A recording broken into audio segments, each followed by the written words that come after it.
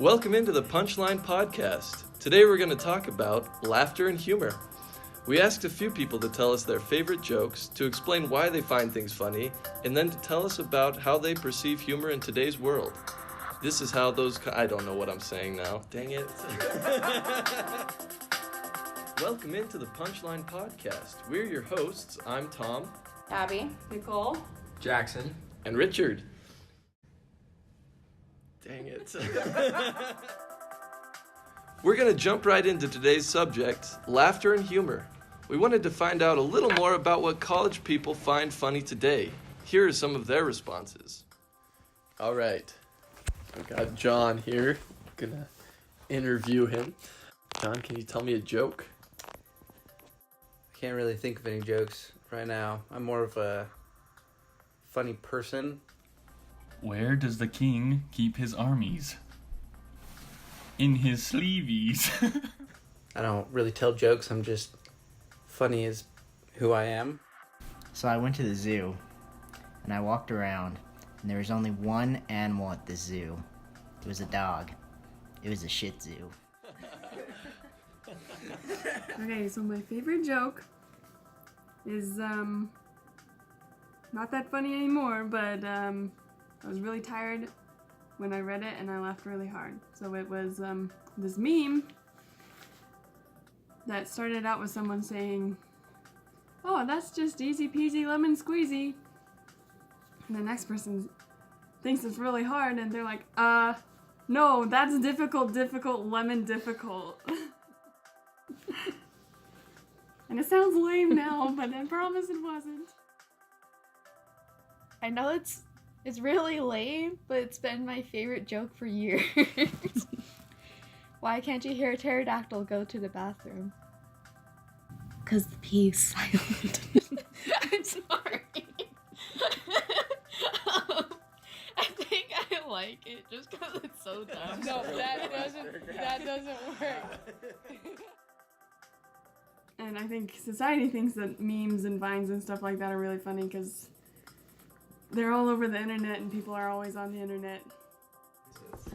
Okay, so just the other day while we were thinking about this Podcast. I came across this article that talked about the different theories that they have about what makes something funny. And so one of the first ones that you came across was like the superiority theory, or we laugh at something because we feel like we're above it.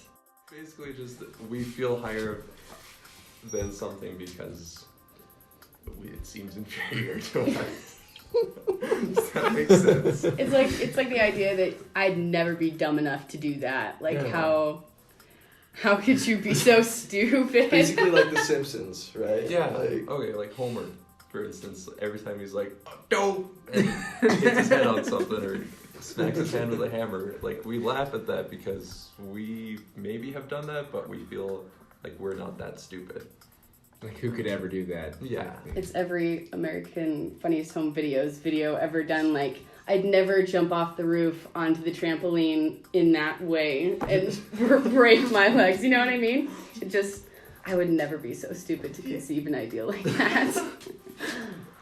Yeah. I mean, so that kind of brings us over to this other one that reminds me of. It's called benign violations theory. So it's kind of like somebody's jumping off the roof and you think that they're going to land and break their legs, but for some reason they roll and they just kind of smack their head on something.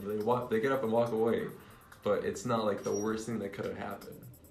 So it's kind of like we almost get hit by a meteor, but it misses. Somehow they escape totally fine.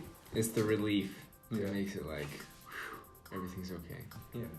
Could you relate that to like all of Tom and Jerry comedy, or is that like different? Because Tom always gets the worst of it, though. yeah, That's true. but is he really Tom never injured? gets away. He always he gets injured, but the next episode everything's fine as if nothing happened. I don't know if that's similar, Yeah. the relief of they're totally fine, and that's what makes it funny is that they didn't actually get hurt in any way, but watching it was funny. Yeah, I think that's the Tom and Jerry effect. Totally. It's probably written by some dog lover. And we'll be right back after a couple of messages from our sponsors.